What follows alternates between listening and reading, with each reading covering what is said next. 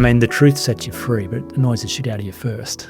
It's so confronting. And the problem with good questions is they're deconstructive. So one good question leads to 2, leads to 5. Next thing you know, your whole map of the world is being threatened. I did not know that it would deconstruct my faith and how quickly it deconstructed it. I've discovered that fear examined is always diminished. Fear unexamined, it's expanded. You can try and create this perfect environment for your children. That'll be the thing that f***s them up. Turns out insecurity is not the fear of what others think. It's the fear of what we think being confirmed by the world. I just think people get the special, not special thing around the wrong way. They think their problems are special, and they're not. But in fact, no, you're special, but your problem's not special. The only way I get to have these conversations with people is convincing them I do not give a shit about them. We came to know each other. We met at a conference down in Geelong. That was the first time I met you, and I was kind of fascinated with, you're a life coach? How do you? What's that? I've worked with coaches before, and it's been really, really powerful for me. But I have no idea how you even become one. What were you doing when you went, this is it, this is my path, coaching? Well, there's no barrier to entry to be a life coach. So that's an unregulated industry. Is that a good or a bad thing? It's like podcasting. I think it's a good thing. I really found that difficult early on. But I think the only way to succeed as a life coach is to smoke what you're selling. And so you have to embody it because it's not regulated. So no one cares how I know what I know. They just look into my eyes and go, are you full of shit? Like, do you actually know this? Is it working for you? And then they watch me for years and they go, okay, fair enough. So I like that you can't fake it. Whereas in a regulated industry, you can point to a certificate on the wall or some governing body that endorses you to do the thing without actually having to be a recipient of your own medication. So I like that it's not regulated. I think it's a massive advantage. But there is no barrier to entry. So you're sharing the space with Muppets and dickheads and clowns and pranksters, and it's... Look, in all stages of my career, I have been the Muppet, the dickhead, the clown, and the expert. Right. Just depends on who you ask in the audience. Oh, yeah, I understand. And so what was going on in your life when you first discovered what a life coach was? So I was a church pastor. So pastoring the church I grew up in, I got given the leadership of the local church in Goulburn when I was 23. And, you know, it was something I was so wholehearted about. I did have ambitions of one day being a pastor. I'd completed my degree in theology. Wow. And I was, running the youth group, but I thought, 23, like when I got tapped on the shoulder to go, I think the time's right. Our senior pastor at the time had just gone on long service leave, decided he wasn't coming back. And somehow oversight decided I was the guy. So that was a shock. It's wild, because I've come up from radio, and the first rule of radio is if you don't want to lose your job, never go on holiday. Yeah. Because the person that comes and does summer breakfast or the fill-in for you will be more enthusiastic and do it for less money. And then you come back from Bali or whatever and go, oh, wait, what? Yeah. It's interesting to see that it's the same case in the church. Same case in the church. That's what happened. So I was pastoring for 10 years. It's a great privilege as pastor. You're invited into people's world all the time to have conversations about the things that matter as the trusted advisor. And so I was just fascinated by how often I'd have conversations with people about the same things, and the modality that I was using to help them grow and change didn't seem to be producing any growth or change. Oh. And that was very strange to me. What modalities were you talking about? Well, so the pastoral modality, so, pray about it, have God intervene. That's kind of the expectation as a Christian that, God will take care of it. Mm-hmm. If you do the right thing, God will look after you and sort all the mess out, which was strange to me. I thought, I'm pretty sure we're supposed to be involved in this somehow, but I didn't have any language or any structure around that. So it was a retreat that I'd organised for the church, the annual camp, and I'd invited my mentor to come and speak. And I knew he'd done a bit of coaching, and I thought, can you bring some personal formation content as well as spiritual formation? I'd like to see how these two marry. And he just brought 3 or 4 really fascinating coaching frameworks, and I was smitten. I was like, where has this technology been? This is missing. I need this. And so 2 weeks later, I'd signed up for a diploma in life coaching and was in a training room in Sydney. Wow. And from the moment I walked in there, I was like, wow, this is it.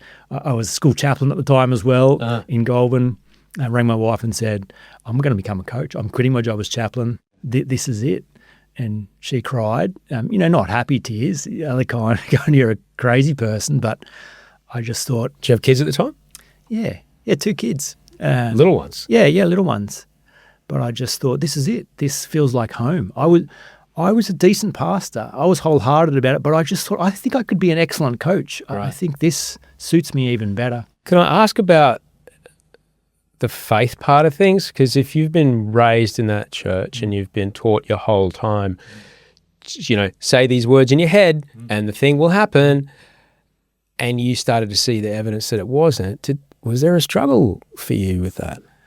I invited chaos into my world unknowingly. Yeah. So coaching is built on thinking, on engage your brain, ask good questions. And the problem with good questions is they're deconstructive.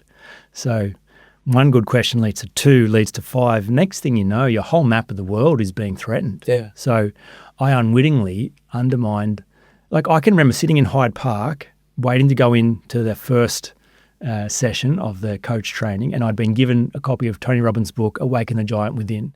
I remember being troubled by that, going, wait, is this guy going to teach me I don't need Jesus? Is this what's about to happen? Like, I don't know what I'm about to go into, but everything inside of me is going, I walked through that door. So I did not know that it would deconstruct my faith and how quickly it deconstructed it. So I invited chaos into my world on like there was not a single person in my world who was cheering me on. They're like, wait, what's happening? Like the only language they've got is you're backsliding, you're turning away from something, you're chasing the wrong things. Now this is about you. What about the purity of your call to ministry? Where's that gone? And I'm like, I understand you, but I'm not trying to find a vehicle to be bad, reckless, rebellious. I'm following my heart, and this is lighting me up so clearly. I got to keep saying yes to this. How did the conversations with your wife go around that stuff? Because if she's like, oh, hang on, the solid income's going out the window, I understand that. Yeah, that's one thing. But the man I married, who I'm assuming you met in the church circles, she married a pastor. Yeah, that's all she knew. So I tried to hold the 2 worlds together for a bit. So my first book I wrote was called 12 Coaching Conversations Every Disciple Must Have. Not very well written. I see what you did there. Nice one. Thank you. And not very well received. Yeah. But I tried to hold the 2 worlds together, and it worked for a while. And then I thought he was the best coach in the country at the time, Dr. Ian Snape, based in Hobart. Can you coach me? Can I submit myself to your process? And so he invited me down to Hobart. I spent 3 days with him camping, open frame. What do you want to talk about? And by the time I came home from that, my faith was gone, like completely gone. And I didn't see it coming, but I was obviously ready for it. It still rates as the most extraordinary mountaintop experience of my life, just the joy and beauty in the midst of chaos. And so I came home from that, and my wife's like, oh, how was it? I'm good. What happened? And I don't know how to break news like that to anyone. I'm no longer a Christian, so I thought I could slowly get there, or I could just start there and work my way backwards. And said, I don't think I'm a Christian anymore. And she was like, all right, well, the kids will go to your parents. We'll sell this house. I'll move back. Really? Yeah, I'll move back to the high point. It's just like, who are you? I don't know you. I don't understand what is happening here. So it was very dramatic. How did you progress from there? I was in such a great state and so alive. I just looked at her and said, all the things you've loved about me are now better. So good luck finding someone who can love you like I can. My ability to love you is better than it's ever been before. So you're not going anywhere. I think you're just scared. So I can handle that. So I'd lent in rather than feeling like I'd done anything wrong, which I hadn't. I just lent in and held her still, and I changed very quickly. Not everyone's like that. That does create a bit of chaos for people who are following along from the sidelines. Yeah. So I then filter in on the actual shifts in my thinking that I hadn't taken her along with, and just filled in the missing pieces, because all she'd seen is 100% committed to this, and now 0 that and 100% this. How did you get there? What would you say to people who might be having the same questions you have, but are held by that tractor beam of like, oh, but I can't leave this space where at least I know my place. I know my role. I know what happens after. I know what's right and wrong. And it's a very clear chain of command. When I don't have the answer to a question, I can ask this person, and at the end of the day, someone will say, blah. And I go, great, it's out of my hands. Decision's made. Well, I think I'd answer that question by examining how it was that I processed this internally. So at the same time as deconstructing my faith, I'm learning coaching frameworks, and that is really addressing my insecurity. Because I think religion is really attractive to people because it solves the main problem is I can't be trusted to run my own life. I have made mistakes. I'm embarrassed. I've got shame. Left unguarded, like left to my own self, I mess things up. So it's attractive. You can let God run the show. You can trust God's ways. That seems like the only way I'm going to make this life work. It also solves the problem of I'm terrified of death. It solves the death problem. I'm so afraid of dying. And this is changing, this is making so many decisions for me. I'm so afraid of dying, so therefore I won't do that. And I'm limiting my life. Oh, I've got a problem solved. Don't worry. Exactly. After all this, you're going to be with everyone ever in physical form forever. And it'll be great. Unless you accidentally think about a wank when you're on the bus and then you'll burn in a pit of lava. See you next Sunday.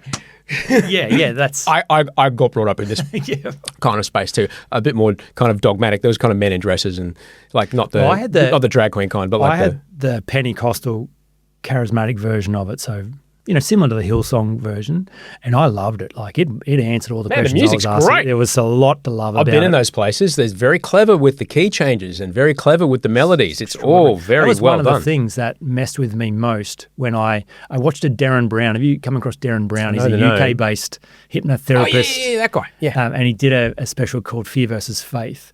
And he just looked at, what he did was he converted someone to Christianity. Now, he's an atheist. Yes.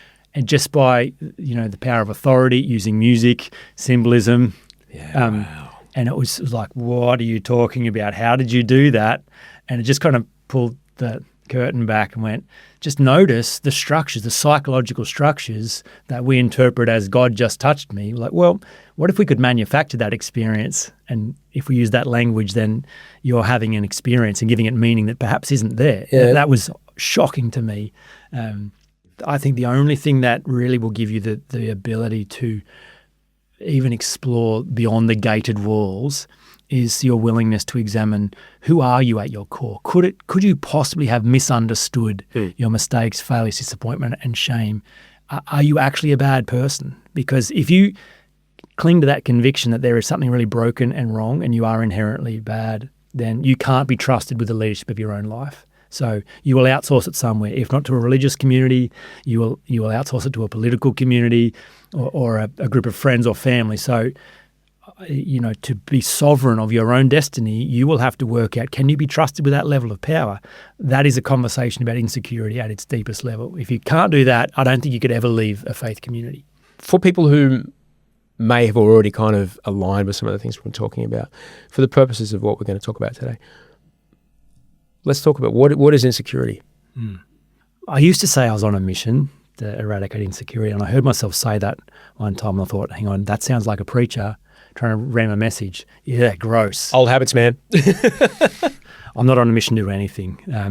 What motivates me to talk about this is I see people suffer greatly for not knowing how it works, and I think it's a solvable problem. Not many people agree with me, and why I'm so convinced it's solvable is because of an understanding of what it really is. So most people think insecurity is some kind of fear of, failure or rejection, or maybe even deeper than that, the fear of not being enough.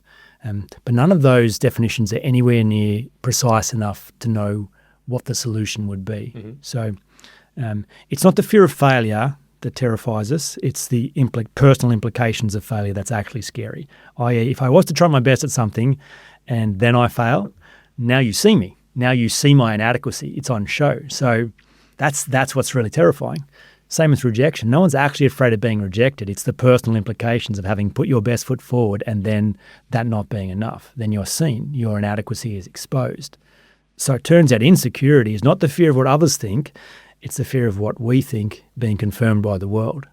And I think the other thing I wrote it down, it's what we then do with that.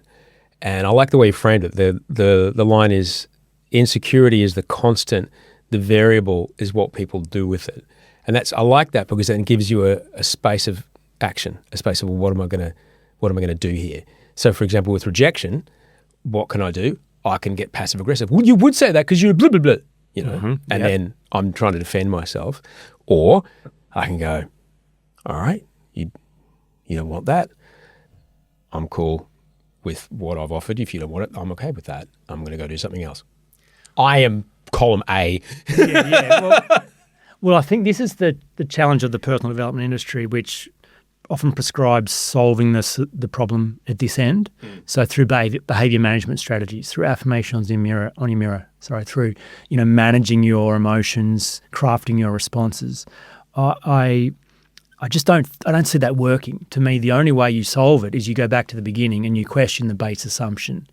If insecurity is the fear of your own worst opinion about yourself being confirmed by the world, opinion, like look that up in the dictionary, the lowest form of knowing anything. So your fear is based on not only an opinion, but a childish opinion. Yeah, so right. You came into the world and had to make sense of it. And it was hard to make sense of the complexity of an adult world as a child. You don't have enough resources and you can't help but implicate yourself in the embarrassing moments, the difficult moments. And you think, why is this happening? What does it mean about me? I think this is a reflection of me. And then you double down on your own assessment, form these ideas about yourself, and then are completely motivated to make sure no one else sees that is actually what's going on. It's a very challenging idea to even ask those questions of yourself, because sometimes we may not realize how much of our identity can be tied up in our responses to this. And you're right about a particularly confronting part. You talk about weight gain, one of them. You talk about whatever you tolerate or whatever you complain about, but you do not change, must be working for you, which is really hard to take on board. It's the most confronting thing to take on board. Can you talk about that? The idea of things that we really don't like are somehow working for us. How can we just even get close to that without getting defensive, even to ourselves? I mean, this is Dr. Phil's finest contribution, I think. He popularised the psychological term secondary gain. He brought that into every man's language. So someone would come on his show complaining about how their life was. And his classic question was, so how's that working for you? And they'd say, what do you mean working for me? It's not working for me, it's shit. Well, you're not listening. Let me tell you more about how shit it is. And he'd say, well, clearly it is working because you keep doing it. If it wasn't working, you could not continue it. And it hits you between the eyes. It's like, we only do what works. We're incapable of maintaining behaviours that do not reward us in some way, shape or form.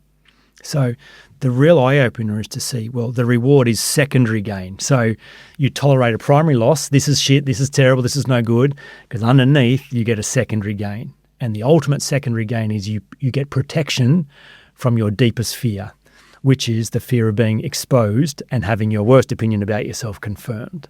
And you can force a person to make change through discipline, but then what happens next if you don't deal with any of the underlying pain or dysfunction or secondary gain? It doesn't leave them in a good place. What would you say to people who might have resonated with that as an idea? And the great thing about a podcast or watching this on YouTube is it's just them. No one has to know they're listening or watching. Yeah. They might suddenly go, oh shit, there's either a relationship or a job or a thing I do with one of my kids that I hate, but I keep doing it. How would we start to unpack that?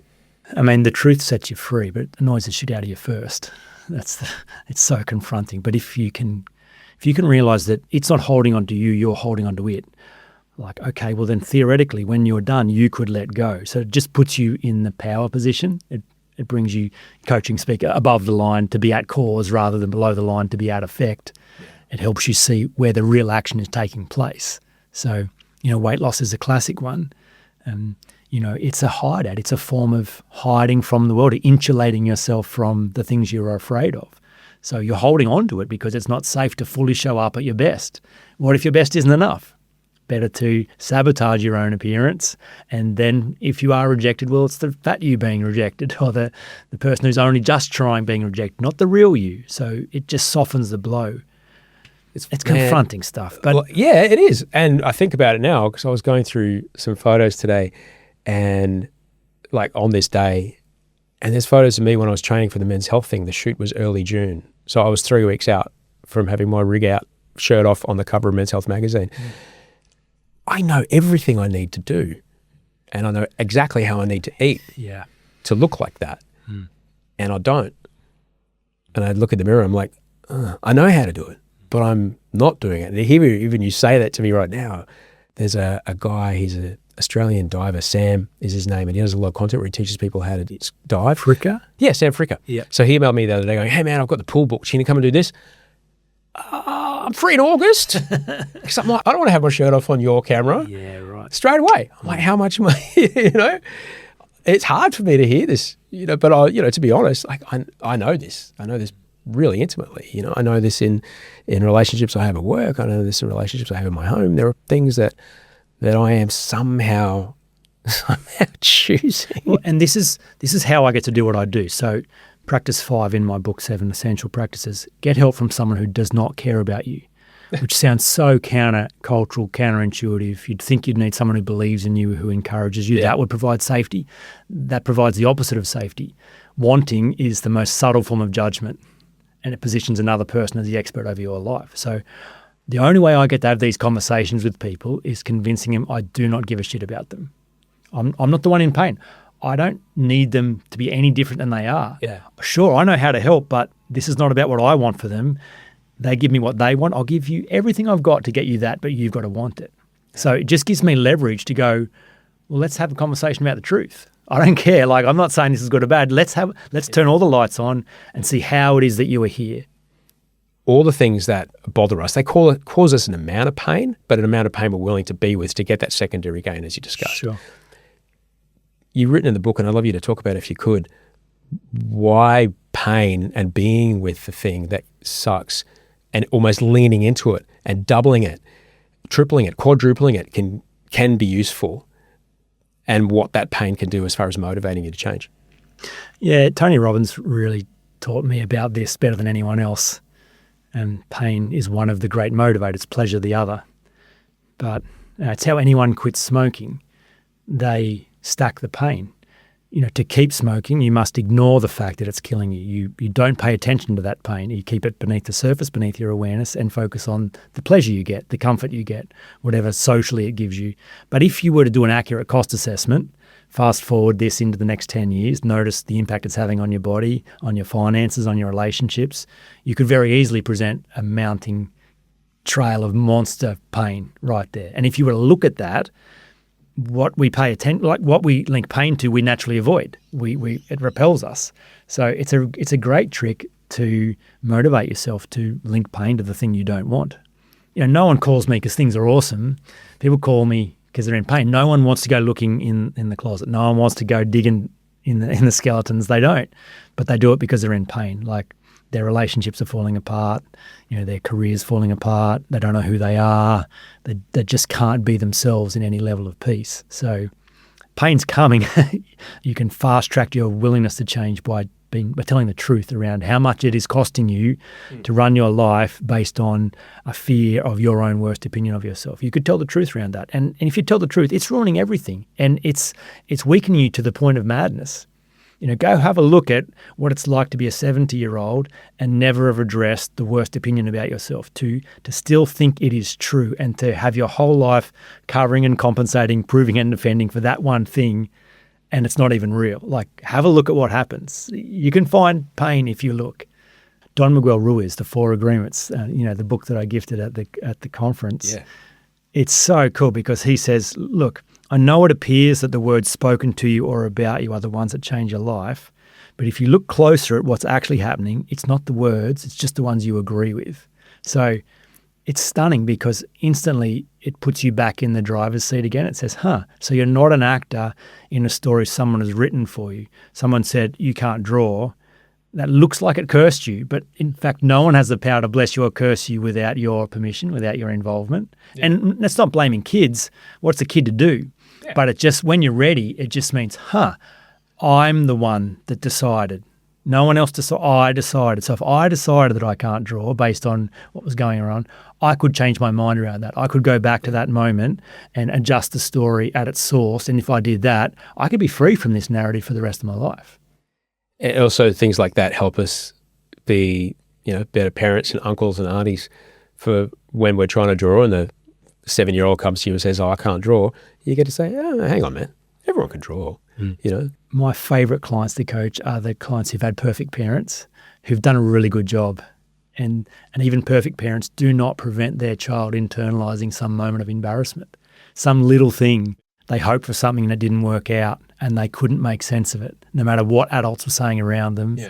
So I don't think anyone survives. I don't think anyone gets to 7 without some way indicting themselves around their opinion of inadequacy.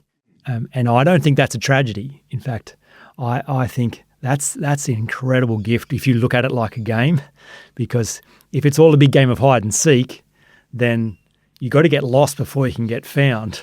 So if you never were confused about who you were, you'd never have an opportunity to rescue yourself from that confusion and come home. And I love thinking about it like the hero's journey. Yeah. A man and woman searches the whole world for hidden treasure only to discover it was with them all along. It's a journey back to the beginning, but you have to go get lost to embrace that journey and to be excited by that. If you never got lost, you take it for granted. Like it wouldn't be meaningful to you. It'd be like oxygen. I've never worried that oxygen won't be there because it always has been there.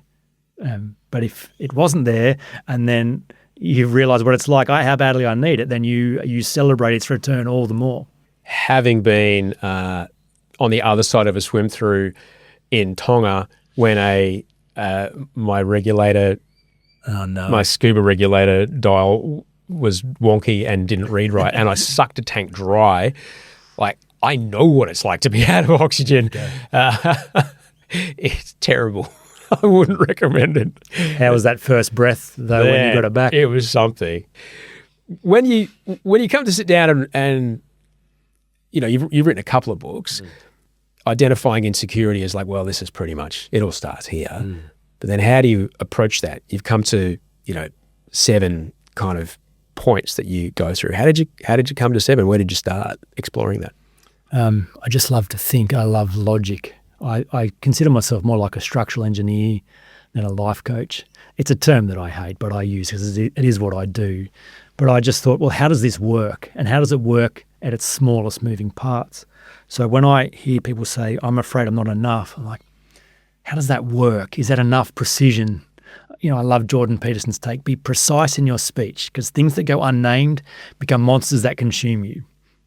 Yoda's wisdom, named must your fear be, before banish it you can.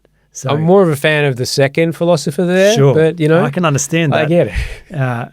But the take on just seeing exactly. So when someone says, "I'm afraid I'm not enough," like what version of not enough do you mean? Because I think there's a few different versions. Is it your intelligence that's the problem? Is it your morality? Is it your appearance? Is it your significance? What? Because not everyone considers the same opinion about themselves. It's all variations on a theme. So just really looking at what are the bedrock accusations we make. And then, someone says, "I'm afraid I'm unlovable." I'm like, yeah, but why are you unlovable? Because you watch other people get love, but not you. So what's wrong with you? What have you decided is the crime you committed by being you? What's it called? Because if you can name it, you can deal it. If you can't name it, then you can't see what to do with it. So that's just been my inquiry. Just keep looking more closely. And I've discovered that fear examined is always diminished. Fear unexamined, it's expanded. So it was just follow my nose. And I'm a pragmatic kind of person. I love to know what works. So it's just keep looking at the smallest moving parts until you find the thing that actually moves the needle. And firstly, for my own life, like, can I solve this for me first? Mm-hmm. Great. All right, that's the first thing. Now, can I model how I did it and how others have done it? And could I make that model explicit so that others could do it as well? When you're coaching people and they look at you and try to see, are you smoking what you sell? Because I want to know this is good stuff. When you're in those moments with your kids being teenagers in difficult times, do you ever get down on yourself like, fuck, man, how am I going to do my job if I can't pull this off? How am I going to look my clients in the eye and tell them they should pull it off? I don't know how this answer will sound, but I can't. So no, I don't. Because from the moment I decided I could be a coach, what I realised is that I didn't have to understand this perfectly. And I didn't even have to live it perfectly, but I must be wholehearted. I must not be hiding anywhere. So that has been my conviction from day one. I will not hide. I will look this in the eye, and I will be wholehearted around my own responsibility to free myself from narratives that are childish. So nothing survives.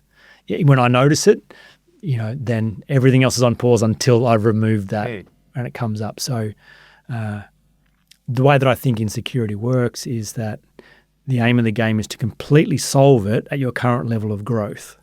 So you're unhindered by doubt, fear, and insecurity. But when you do that, your world gets bigger and you go play and you say yes to things previously you said no to, which means invariably you're about to bang your head on the next limiting belief. I'm good enough for this, but maybe not good enough for that. I could earn this money, but could I earn that money? I could play with these people, but maybe not those people.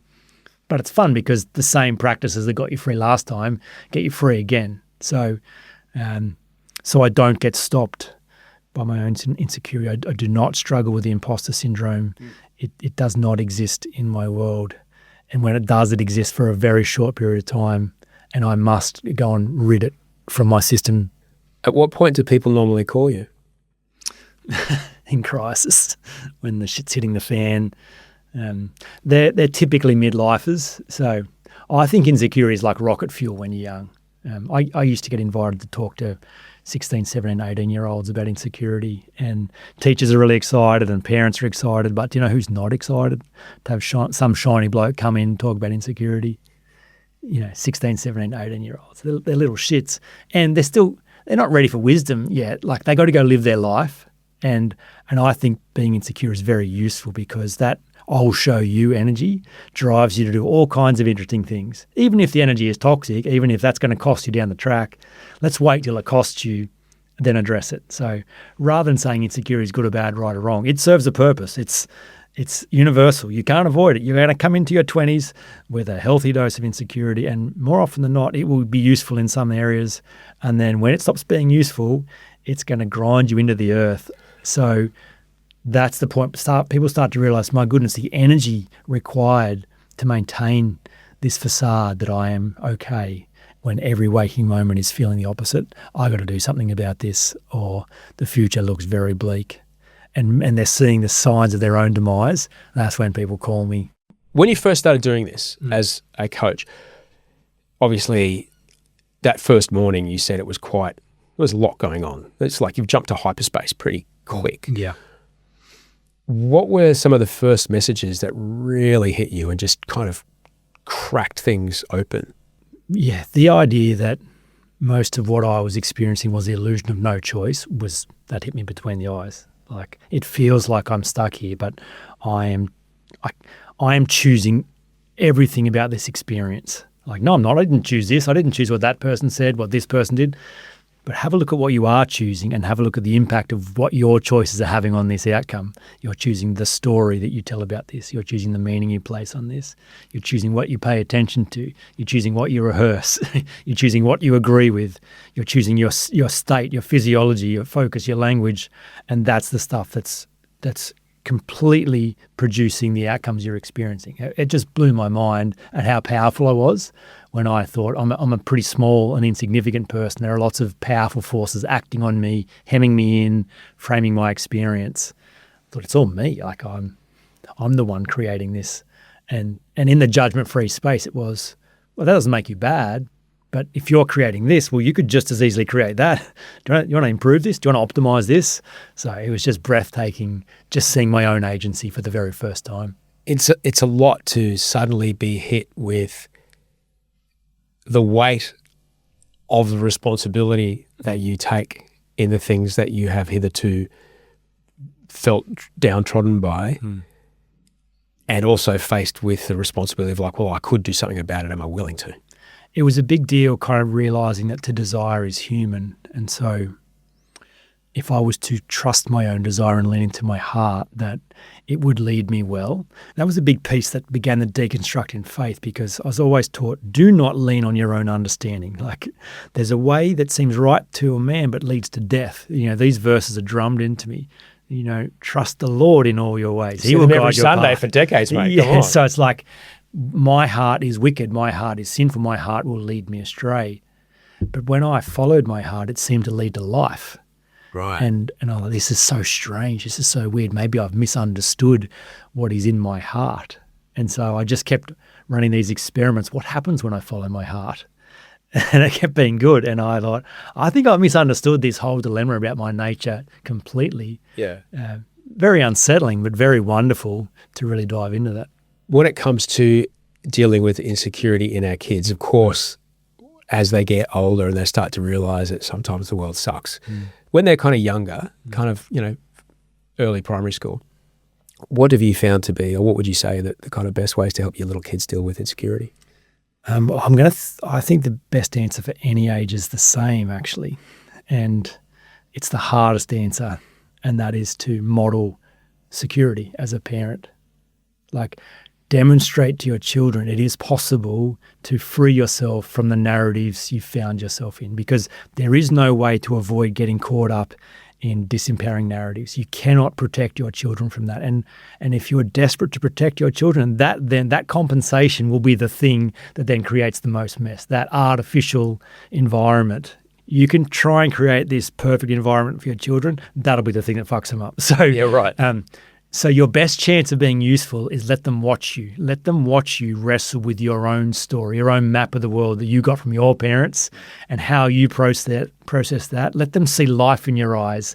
Let them see freedom, and that'll teach them it's possible. When you're ready, it's possible. And it will soften the way that you deal with your children. Like, it won't be about you. So often the pressures parents place on their children for performance and achievement are a reflection of their own insecurity. They're trying to compensate. If my kid's happy, if my kid's good, that makes me a good parent.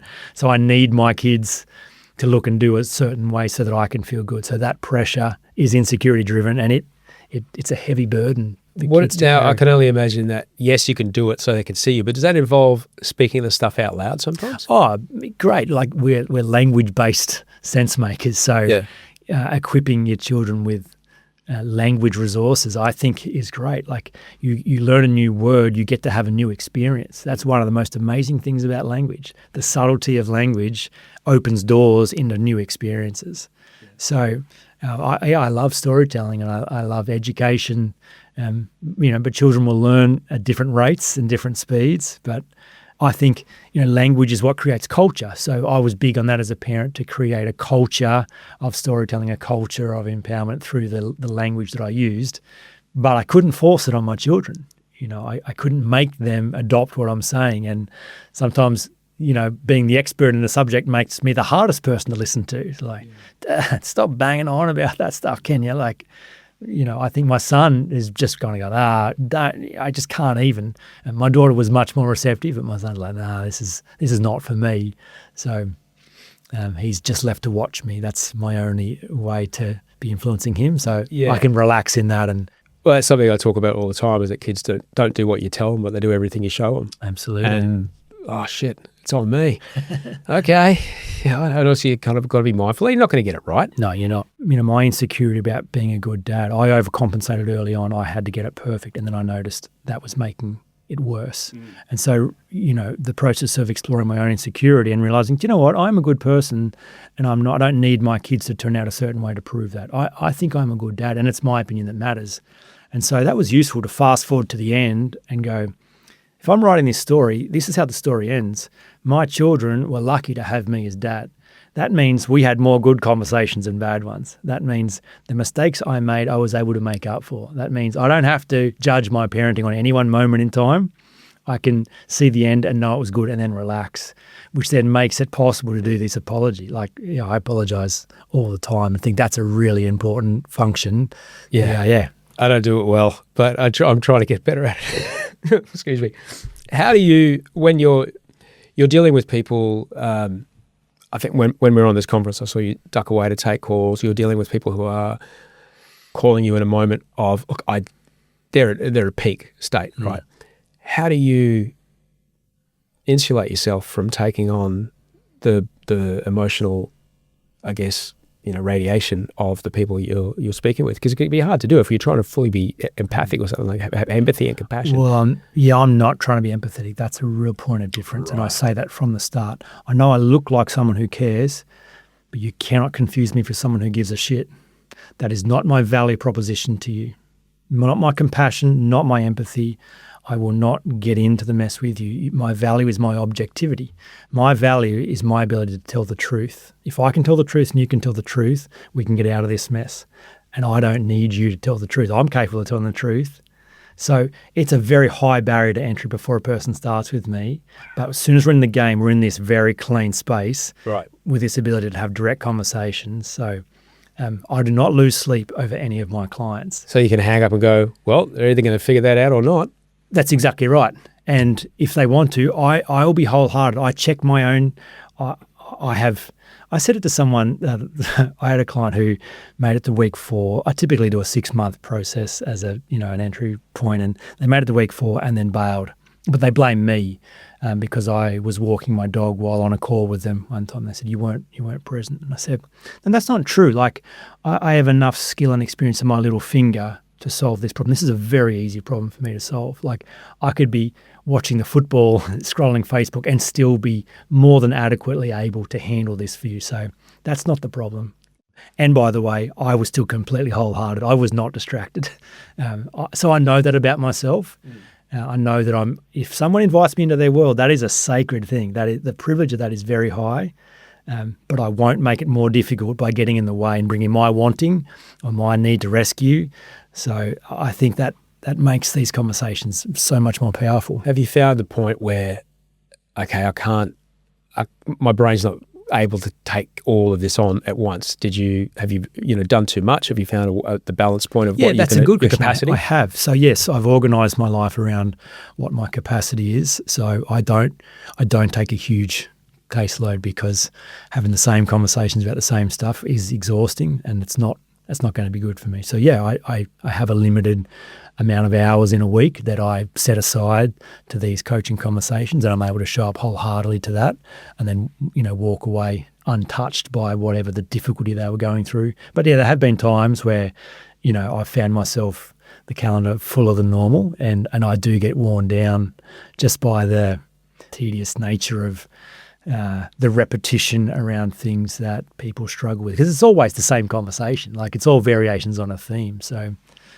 important for me to stay fresh. I want to be clear, like you use the word tedious, but I don't think you're trying to say it's the fault of the person on the other end of the phone. It is you are thinking like, how can I still be fresh and present and offer a solution that is exactly what needs here, and not find myself saying the same thing I said last call? Well, not quite. Tedious is the right word. Like really? I say to clients, I'm really bored with this conversation, and you would actually want me to say that because this problem feels complex and chaotic to you. You actually want to talk to someone who is not feeling complex and chaotic. You want to talk to someone who is bored by your problem, who could solve it in their sleep, who has done this 1,000 times before, and this is like the certainty in their voice, in their eyes, like, you're talking like this is simple and hard, not complicated and unique. Like that is a very different experience. So yeah, I provocatively use that word. I'm bored. This is tedious. I'm not enjoying this. And it's just as evidence to go, you think this is a unique and special problem. It's not. It's a very boring and predictable problem. You do not need a special solution to solve this. And I get away with that because the framing from the start is to go, this is about you, by the way. You've asked me to solve a problem for you. I do know how. Are you sure you want to solve it? Are you sure? Okay.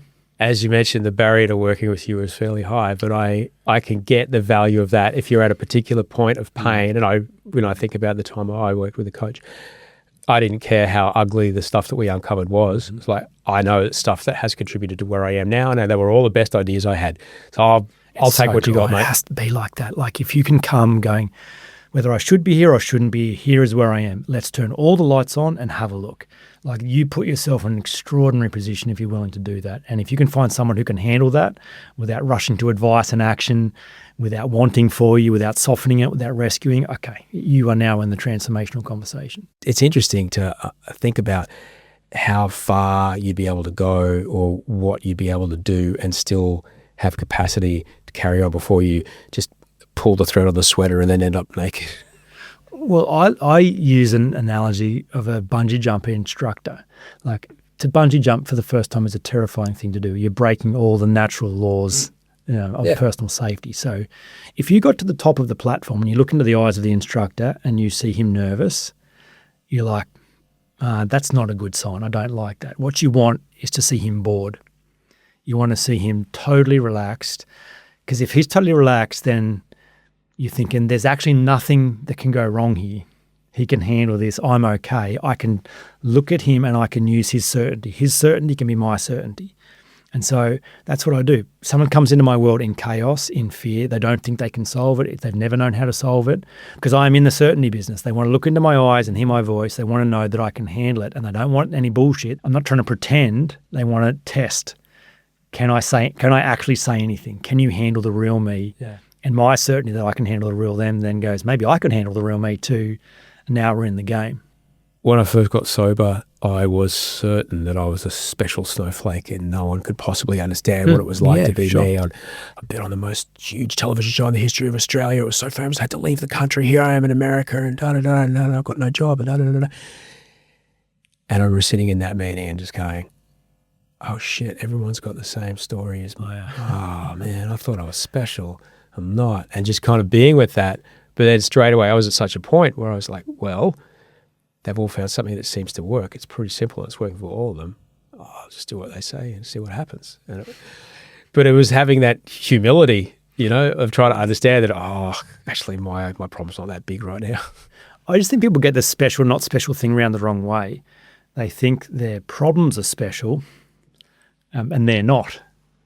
But in fact, no, you're special, but your problem's not special. So if you can deal with your not special problem, then you can show up with nothing to prove and defend. Then you can actually be the you that you are. That's when life gets interesting. But people cling to these special problems as a way of proving, no, you need to understand what I've done. What's wrong with me? What's wrong with me makes me special. No, that's not what makes you special. That's very predictable, very boring, very similar. Take your medicine, follow a process, then go be special on the other side.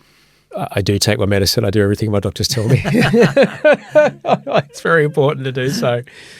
What are some ways that you in your everyday life, what are some things that you do every day that allow you, because I'm always fascinated in this, we are what we repeatedly do. Like I said, I take my meds, I have a cup of coffee, I try to, do a few certain repeatable things with, the kids every day and my wife. What are some things that you do every day to give you that kind of benchmarking and making sure you're hitting those things? I'm trying to be contentious, but I don't think about it like that. I don't think I am what I do on repeat. And there is no management energy. I do not manage me. So discipline does not belong in my world. What it looks like is I operate from a deep sense of trust. So my job is to, hang on, who am I again? Am I sure? So orient myself around a beautiful and compelling story that keeps getting better and better. Like I discovered through this whole process, I thought I was average. I thought I was ordinary. They were the indictments I made that I was not one of the cool kids, that I couldn't have what I wanted. I discovered the truth is that I'm delightful. I'm not trying to be delightful. I just discovered when I really could handle the real me, I'm a delightful human being. So when I'm aligned to that story and then I act in accordance with that, like the world works out. Like I walk into every room going, I don't need to do anything, but I'm a delightful human being. How could things not go well for me? So what my world looks like is I optimize for aliveness. That's the best language I've got for it. I go towards life and away from death. And that doesn't look the same every day. There are things that typically give me life, rituals that are energizing, but the moment they become a habit or a forced or a discipline to manage me, I've missed the point. Like, hang on, have you forgotten who you are? Like, what are you doing why are you managing this? You don't need to manage this. Relax. If you are who you think you are, be at peace with that and operate in alignment with that and watch what happens. Watch how you naturally behave. When I think about if I tried to do that, it wouldn't work out well, because for me, there is just the way that I've come to understand how the way that my brain works. If I don't have some element of habit or ritual in my day, I'll make choices that are in a sometimes less informed state, and I make reactive choices.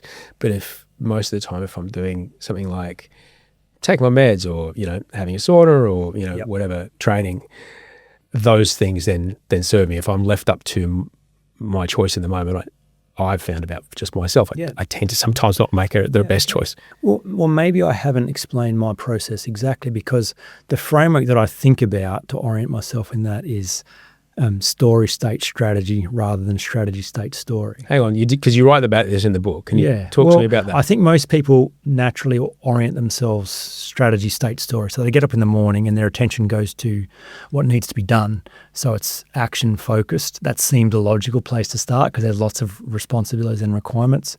But it's a poor place to start because you start behind. You didn't get everything done yesterday, and there's that pressure to keep doing in this treadmill effect. So people start with strategy based on whatever state they find themselves in, and most people are not very skilled at managing their own state. They feel impacted by the weather, by the finances, by the news, by other people. So their state is pretty fragile, and most people have no awareness of the story they're living out of. So they don't have optics on that. It just seems, this is my life, this is what it is. Yeah.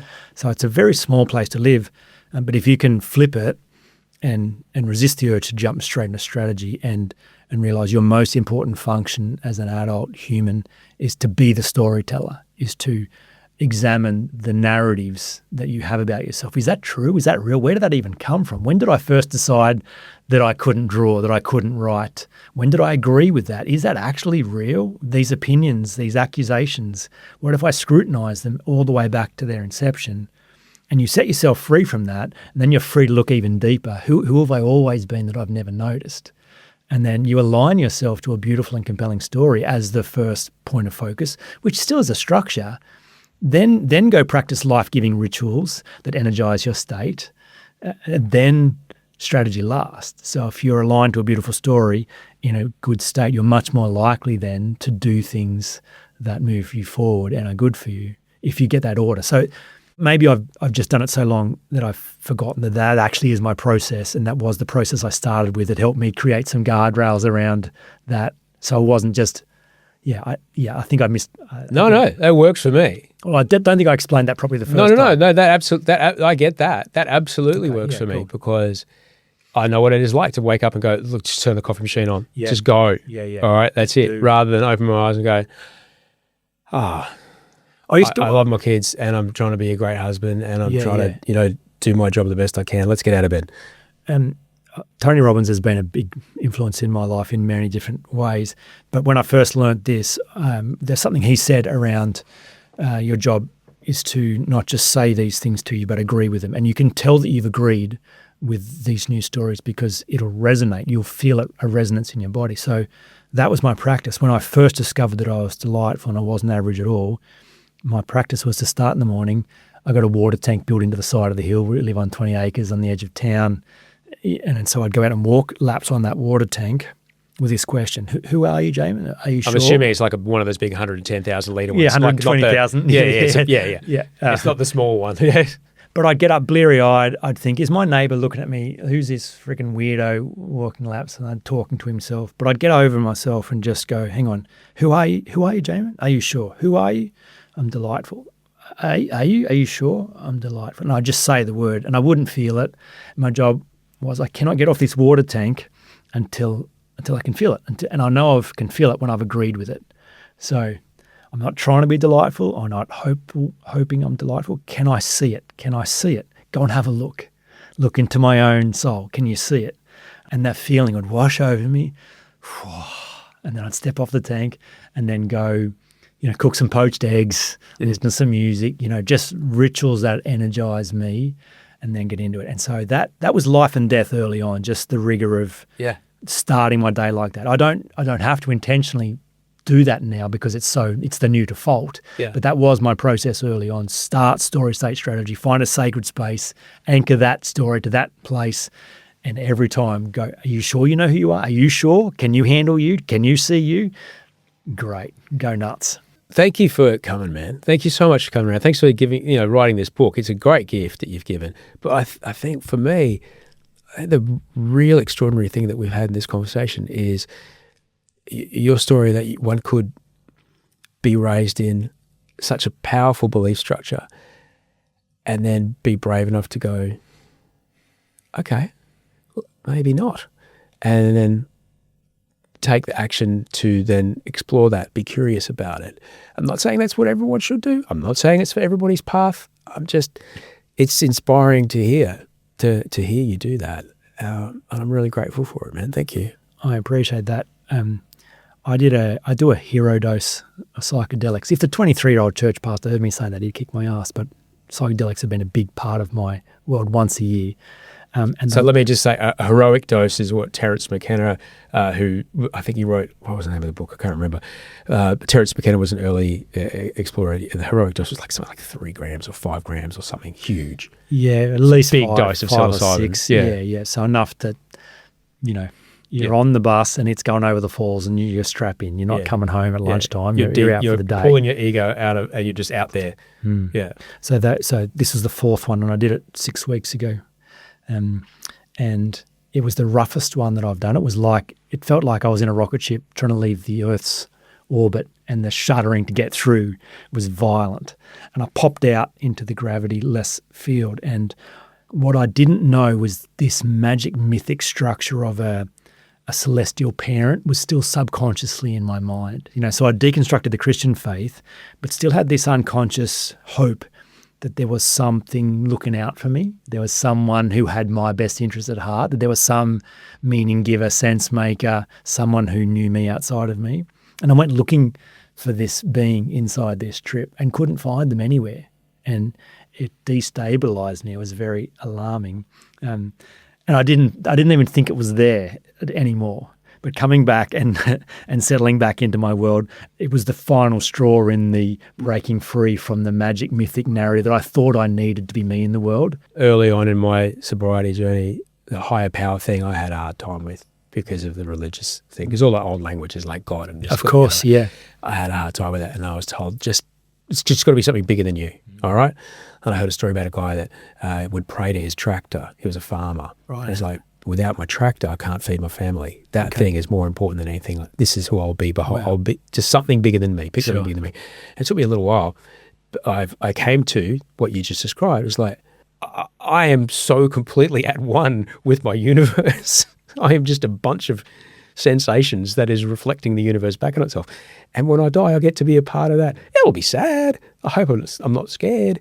But that is more wonderful than anything. Yes, I'm there. I'm right there with you now. And it is the most wonderful thing. It's a lot for some people to be around. Yeah. But it is truly staggering, and it makes it whatever problem you've got. It does. If you really think about it, it makes any problem you've got go, well, does it really? Does it really? Yeah. Really matter? Exactly. Thanks, Jaemin. That was fun, man. Thanks, Thank Osher. you. That was lovely.